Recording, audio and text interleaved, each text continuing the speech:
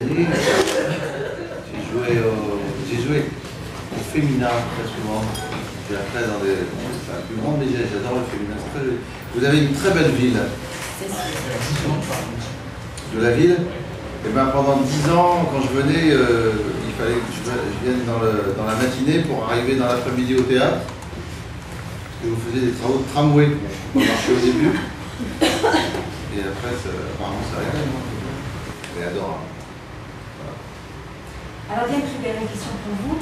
Avec un plan parfait, vous vous placez dans un registre, la comédie, non seulement vous ne vous avez jamais vu, mais dans lequel on ne vous imaginez même pas. Qu'est-ce qui vous a séduit dans cette comédie et chez le personnage d'Isabelle? Moi, ça faisait très longtemps que je cherchais à faire une comédie. Et puis, j'aimais bien le personnage d'Isabelle parce que je ne suis pas d'animaux, je ne sais pas faire des gags, des numéros, je ne veux pas très mal du vin.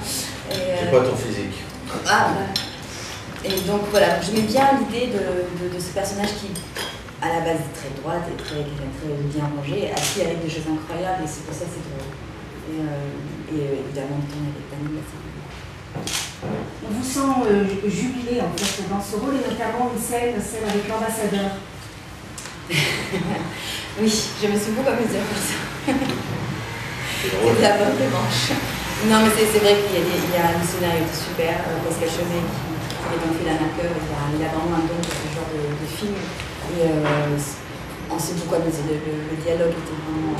Sur son travail, est-ce que c'est un personnage qui vous est familier? Non.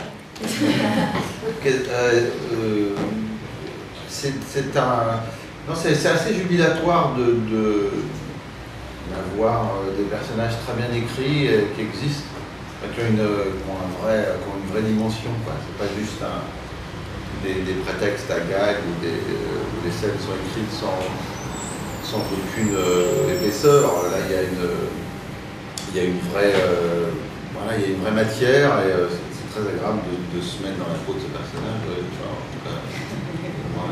qui suit dans la vie. Non, ça va. Ça me ressemble. Je l'ai rencontré d'ailleurs, Jean-Cyve, un mec qui s'appelait Jean-Yves, son surnom c'était Jean-Cyve, son ex-femme Isabelle, et il travaillait dans le tourisme. Donc c'est un truc de dingue, un mariage, c'est exactement ça. Donc j'ai passé la soirée avec lui, et puis voilà. Ce qui est bien, c'est que quand justement toutes les étapes, c'est-à-dire de production, d'écriture, de production, de réalisation, se passent absolument merveilleusement bien. Tout est parfait, quoi.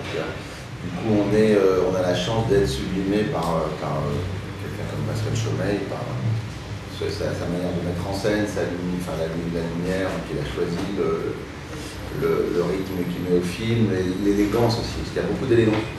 C'est vrai que Diane a des moments où elle va très très loin dans le film, mais ça reste élégant. En fait, comment vous passez de... Non, je pense que le prétexte de comédie romantique sont un peu extraordinaires. Je pense que c'est un peu le concept.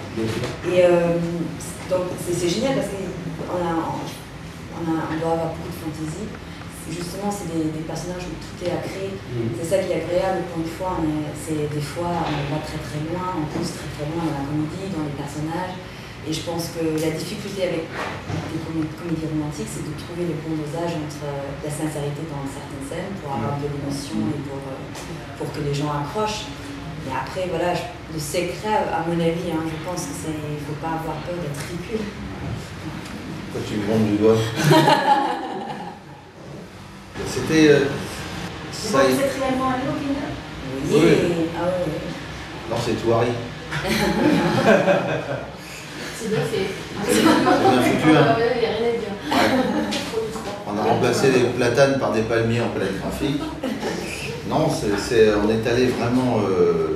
moi, je sais que pour aller sur le tournage, ça m'a pris 26 heures. Ah, parce que t'es à Los Angeles, toi. Ouais. Donc, c'était assez long et très sublime. Absolument sublime. Donc voilà, on est allé dans un endroit assez ahurissant de beauté, de sauvage, quoi. C'était absolument, c'était très très étonnant, très dépaysant. Et c'est des voyages que j'aurais pas fait seul, par exemple. Je sais pas, j'aurais pas eu l'idée de partir là-bas. Et j'aurais pas emmené des enfants d'ailleurs. C'est un peu petit, quoi. J'ai toujours des exemples de gens qui rentrent avec des trucs, des virus, des machins. Et une fois, j'ai tout refait. J'ai tout refait. J'ai refait tous les vaccins. Et voilà, et il fallait. C'était important. J'avais perdu mon carnet. Et je me souvenais plus de la date à laquelle j'avais fait les précédents. J'ai refait un carnet avec tout à jour. Et non, il faut faire attention, parce que c'est un peu con de choper la fièvre jaune, quoi. C'est bien sûr. L'homme dansait, paradait devant les femmes, en fait, et il sautait, le saut des Marseille. Et c'était pareil, toute l'équipe s'arrêtait pour aller prendre un photo, les filmer, les regarder. Je l'ai fait quand j'allais en Espagne. Pour plus loin.